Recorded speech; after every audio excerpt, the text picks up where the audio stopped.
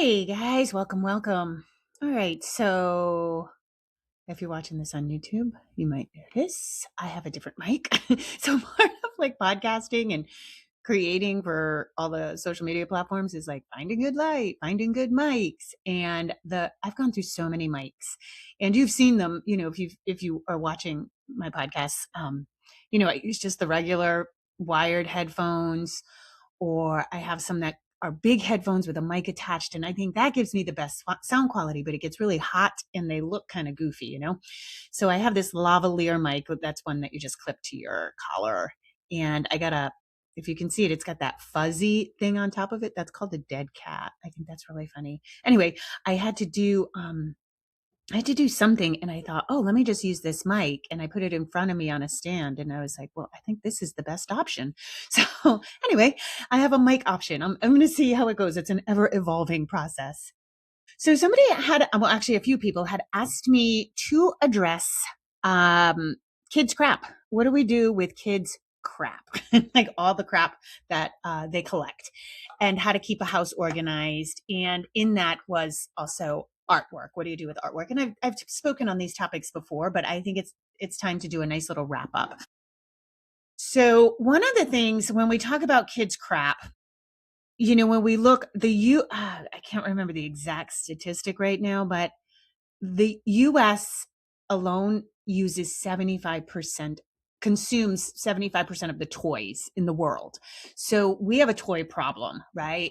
And I think what's really funny about so many of the toys is they're replicas of real life. So it kind of cracks me up now that we have play kitchens with play food, with play pots and pans, when you could really set up a miniature. I love the Montessori way, which is like a kitchen with an actual working pump for water in the sink. And you can see all kinds of kids, like 2 years old, like they, even with a little hot plate, they can make their own breakfast and things. It's really wild. But like we have a kitchen, you know what I mean? So I think it's funny when we look at kids' toys, how much replicates real life and adult life. There's a start right there. It's like, look around and what do you really need for toys? And I think toys are funny because whenever we go, I don't know, I've done extensive travel. If you've ever gone on a trip and your kid brings like two toys and they're happy with those two toys the whole time, it's kind of wild, right? When I took Pascal, I think it was when we went to Bali. He was 8, maybe. We went to Bali, which is a long flight. It's like 27 hours of travel. And he had a train. He was really into trains. And it was one of those that, like, if you pulled it back, it went fast. You know, those cars that have that mechanism in the wheel? He played with that freaking train the whole trip and he was perfectly happy with it. So I think number one is recognizing that kids don't need half the shit they have. And I think when we look at toys, we want to look at open-ended things like blocks. We went through a stage where Pascal just wanted sticks and rocks. Naturally, he's an only child and he wasn't a thrower. So, this may not be appropriate for every household, but I just decided to have baskets of rocks and sticks and feathers. And then I had like pennant flags, like felt flag shaped things. And we had a basket of string and tape and dowels and things like that. And kids loved coming to my house because they could like make things. It was almost like creating sandcastles, but inside, like they would make all these intricate things in like roadways with the rocks. And it was just really, and it wasn't out of any, all natural aesthetic or anything like that. It was just like, well, if this shit's coming in my house, I might as well make it the aesthetic, right? So I have always really loved, Kim John Payne says this in Simplicity Parenting, which is, if you're really overwhelmed with toys, one of the things you want to do is put everything toy related into your living room or wherever you have a big space. All things kids related toys. You will be shocked when you gather everything, how much that is. And so when you look at that pile, you split it in half. Half of it goes out of the house, donate, give away, whatever it is. The other half gets separated into two piles. So you have now 2 quarters. One of those quarters goes into a toy rotation. So all of that goes into a big box, a cupboard, whatever, a chest, in the basement, in the garage, in the attic, where the kids can't pull things out of it willy-nilly. The other quarter stays in the house. It will feel stark. Now, this can be done with or without the child. I will say I have always personally done this without the child because they are little hoarders and everything. I mean, one time Pascal had a popped balloon and he was like, "Oh, this is a childhood memory." And I was like, "Oh my God, throw it away." So they will get very attached and be resistant to throwing things out. But obviously, you don't do this just willy nilly. You do this based on what you've observed them playing with, right? Like what you think are really good toys, and not what you think are good toys, but what you see your child actually playing with, actually engaging with, going into deep play, deep imaginative play. Those are the things you hang on to. And then the toy rotation can function as like a surprise. So the younger your kid is, that's more effective, where like you just trade out toys every couple of weeks and then they're like, "Oh, there's that new thing." As your kid gets older, it can be a lending library. So it can be like, "Oh, I want to trade out this toy for that toy." So that is a solution for toys. I will say this, I have noticed throughout the years, and I've been doing this work for a long time, like 25 years. And I've worked with families on parenting and potty training. And over the years, I have seen more and more overcrowding, over consumption of toys because we bought bigger houses. And we go back to this. I talked about this in like the burnout a while ago, about burnout and hard choices, and the reality is a lot of people have houses that are just too big for them. We think we need all this space, and it fosters isolation. It fosters more cleaning, more consumption, because you have to fill the rooms. And I always go back to this idea. So I lived in San Francisco for 20 years, and we didn't have attics, we didn't have basements, we had no storage. So your apartment, I had a big flat. There were 5 bedrooms, and we did have a common area for like a living room. But pretty much if you had friends over, the bedrooms were big, but you had like a couple of chairs or a mini couch or a futon or something like that in addition to your bed, because it had to be your entertaining area. And so you had to really call items as you go. You couldn't be a hoarder. You couldn't put things aside that you were going to fix later. You had to make decisions, because otherwise your room would just get overflowing and there was nowhere to put it. So I kind of got good training in that way. Then when I moved to Rhode Island with Pascal when he was 10 months old, we had a huge flat we were in a 2-family. My parents were on the first floor. I was on the second floor, and it was huge. It was like 2,600 square feet, somewhere in that. And we had a screened in porch, a tiny, tiny postage stamp backyard. We were in the city, but it was a huge flat. And I noticed right away, we had basement access, we had an attic, and like if one of Pascal's toys broke or something, I could easily put it in the attic. With the nonsense thought that I was going to fix it. I do not fix things. I am not that person. Maybe somebody else can fix it, but if something breaks, I can try my best to fix it, but I'm probably not going to.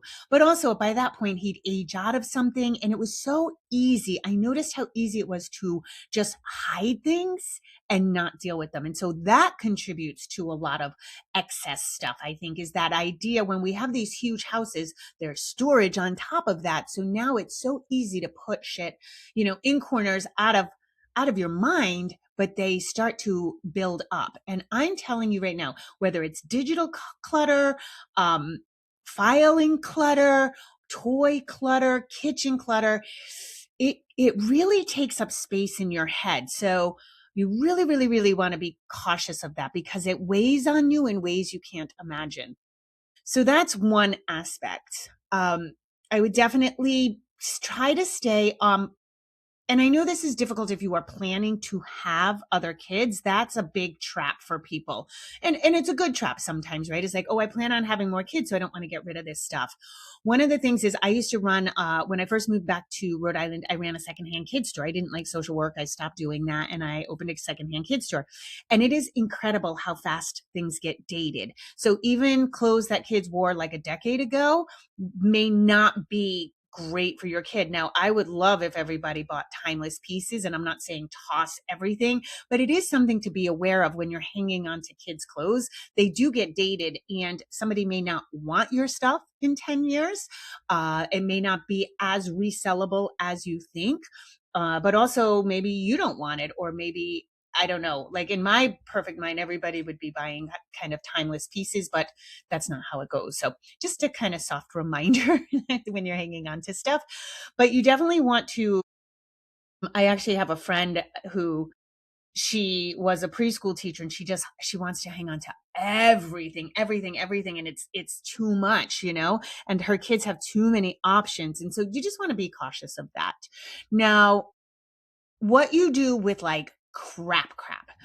So crap is what I call like Happy Meal prizes, Cracker Jack prizes, dollar store stuff, cheap plastic goodie bag things, right? And you can be the hippy dippiest, most crunchy to the point of brittle, but your kids are going to collect some shit. It's wild. And this stuff like reproduces in the dark. I swear to God, it multiplies.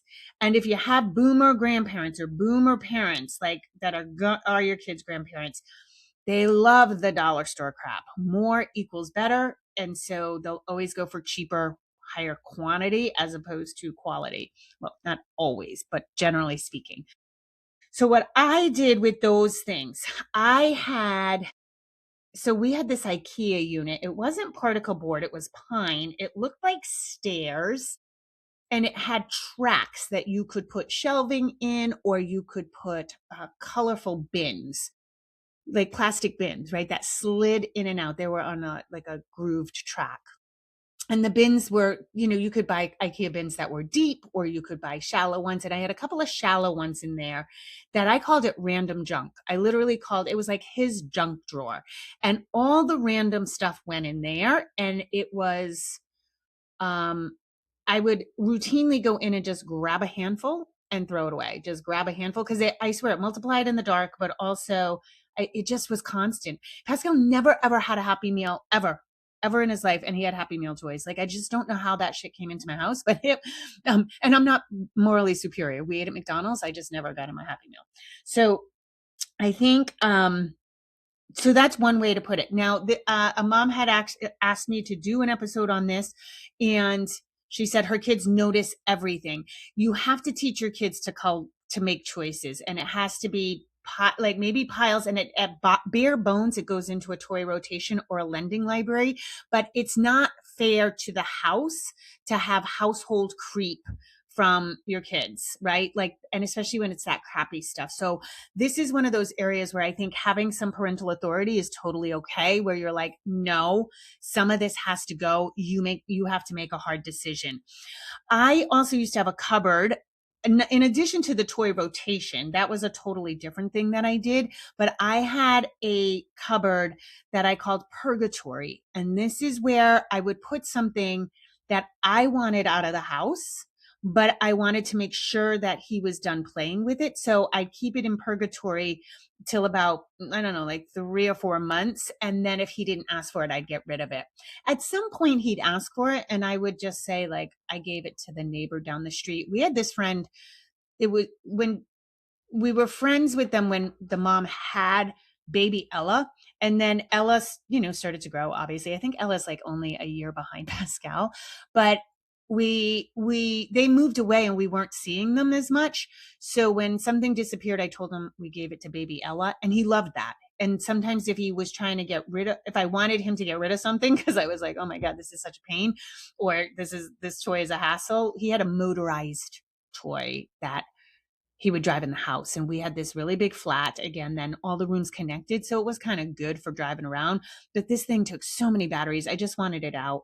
And I said, oh, we should give this to Ella. You're getting a little too big. And he was like, yes, Ella will love this. So it would just actually get donated. But baby Ella served us for many, many, many, many years. So maybe you guys get yourself a baby Ella.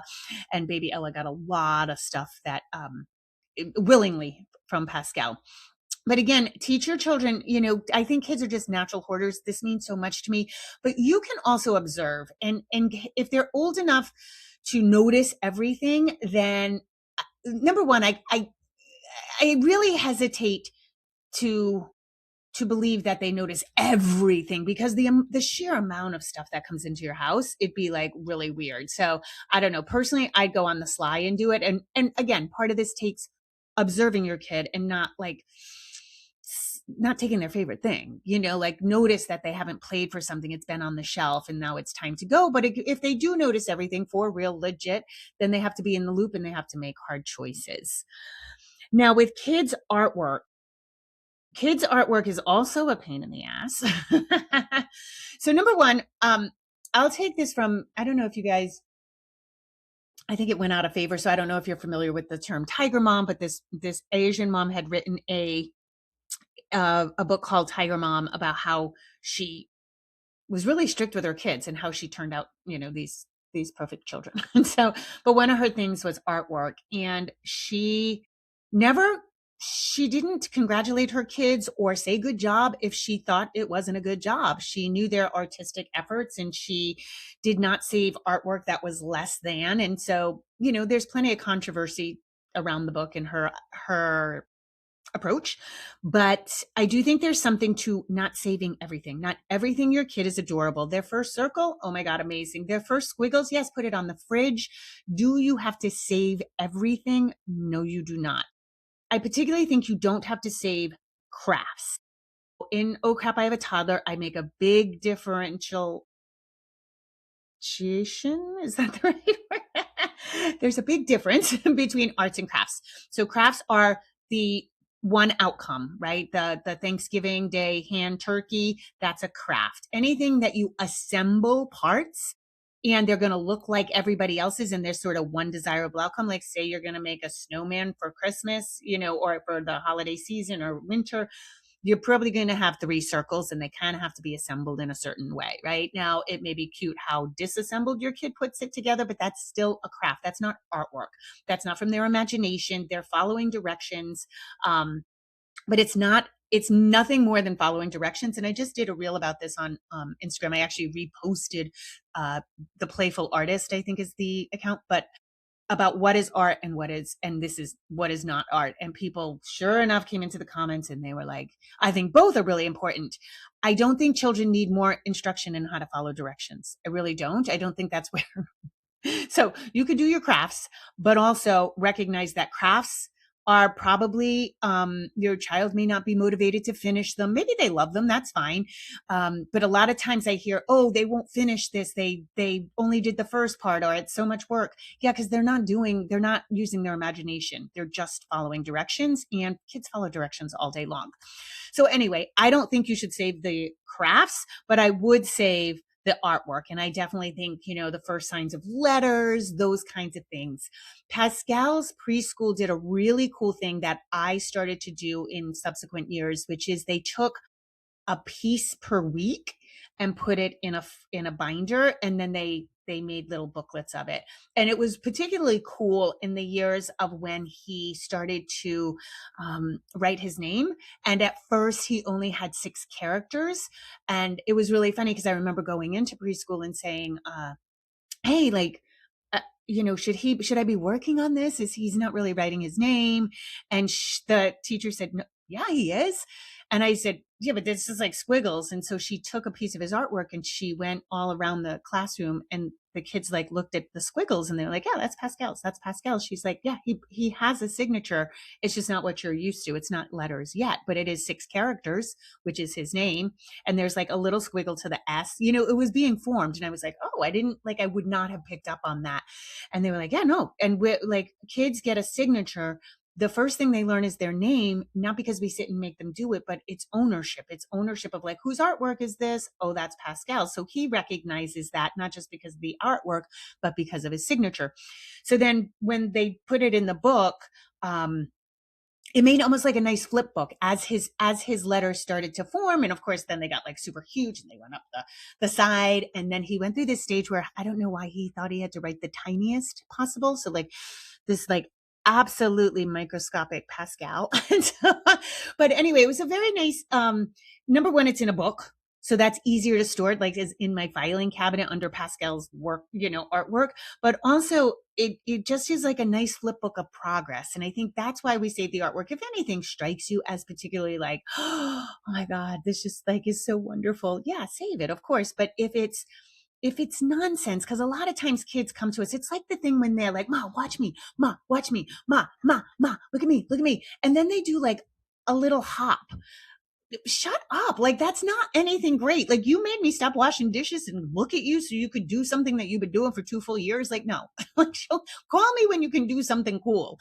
So I think it's okay with artwork to be like, yeah, that's great, but that you already know how to do a circle, because they'll be mass producing shit just to get the dopamine of good job, good job, good job. Oh wow, that's wonderful.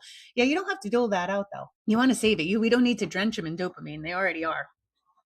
So that is one idea for artwork. Another idea is take pictures. Take pictures, and then you could potentially put them in like a snapbook, a snapfish. I don't know what they are anymore. The services that will just put them in a book. So that might be a nice idea. Nothing fades or pieces don't fall off. So that could be cool.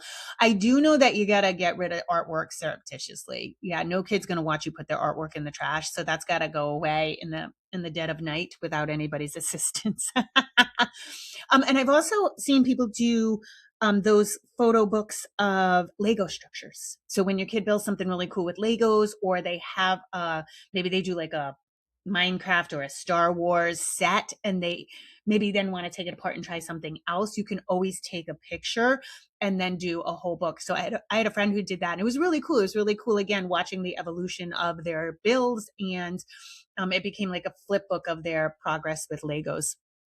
Pascal never got into Legos. Can you believe it? I thought Legos were like the best toy ever, and he would do two-dimensional. He put them down flat on the floor and make a picture that way. And I was like, I kept wanting to say like, that's not what Legos are for. But then I was like, who am I to judge what Legos are for? But he got into like the Minecraft sets for a while, but it was not his jam. So I think that's an odd thing about him. So yeah, I think that wraps up. Like, I'm trying to think if there's any other instances of crap stuff. It's just an ongoing thing, but I feel like all families it is. You just got to get rid of stuff. I would say be honest with yourself about try to be honest about what comes in, but also, are you a fix-it person? Would it be better off to try to donate something? Are batteries killing you? The price of batteries, but like all the operated noises, the toys that are, beeping and stuff like that, and try to keep everything culled in the moment, because it really does back up on you like anything. And I'm now that I'm back in a very tiny house, it is nice because you just have to make faster decisions, because otherwise you'll just get overloaded. And Pascal and I go through it about every, I don't know, 3 or 4 months. It just, yeah, too much comes in and you're like, oh shit, I'm crowded all of a sudden.